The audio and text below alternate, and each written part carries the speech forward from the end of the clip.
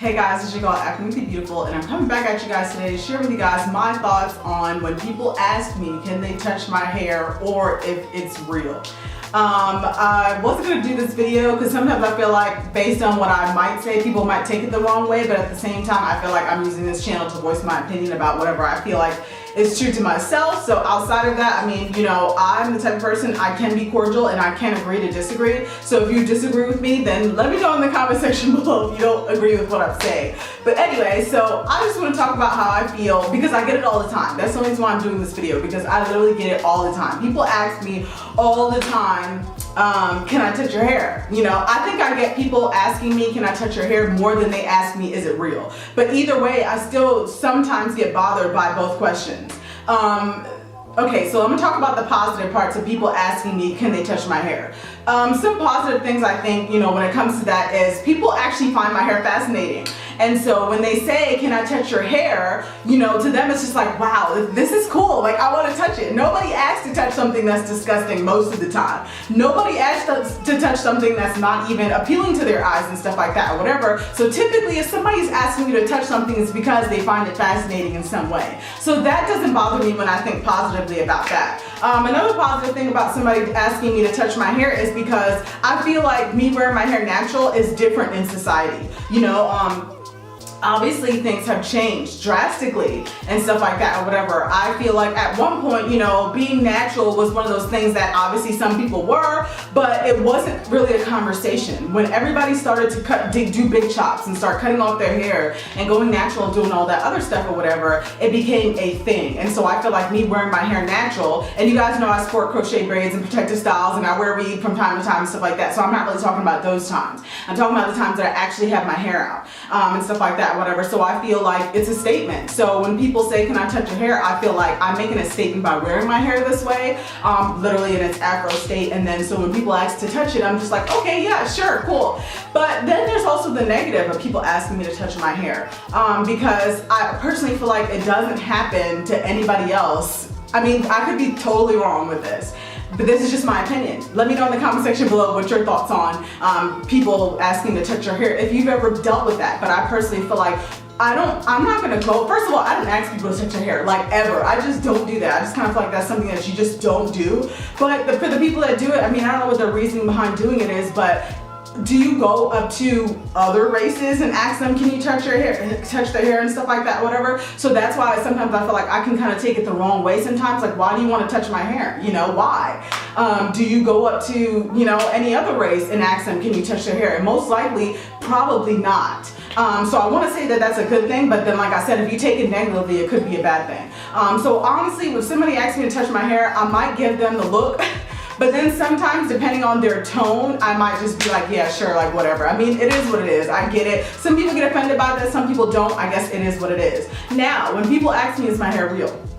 That's where I get pissed off because I don't like when people ask me that, because the simple fact that why are you what's your motive behind asking me that? What's your reasoning behind asking me whether my hair is real or not? Why does it even matter? Why does this need to be a conversation? That's just how I feel. I'm not gonna go up to somebody and ask them if their hair is real if it doesn't belong in the conversation. We having a conversation about fake hair and, you know, weaves and wigs and all that other stuff or whatever, and then it comes up as, well, hey, is yours real? Then I feel like that's in context. But out of context is just to see a random person on the street that you don't know and ask them, is their hair real? Like, that's disrespectful on so many levels, you know, and especially, you know, I obviously am a black woman, you know, so to me, I take offense to somebody asking me, is my hair real? Because in society, there's this notion that, and I'm sure if you obviously are on my channel, that means you probably watch other natural hair channels and you hear what goes on in the natural hair world.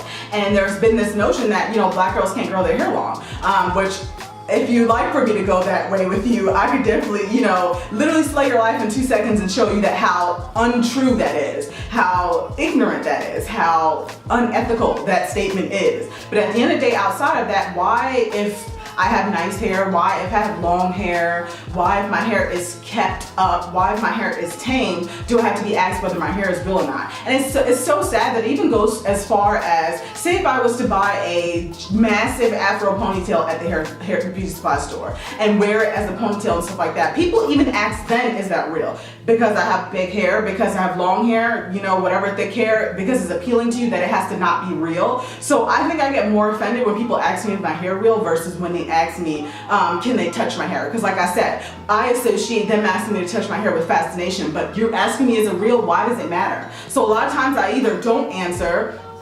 I'm sorry, I can be petty sometimes. I just don't answer. I'm gonna let you believe whatever you wanna believe. So if you think my hair is fake, then I'm gonna let you think that. If you think my hair is real, I'm also gonna let you think that. So it is what it is. But if I'm in a good mood one day, then I'm probably gonna be like, you know what?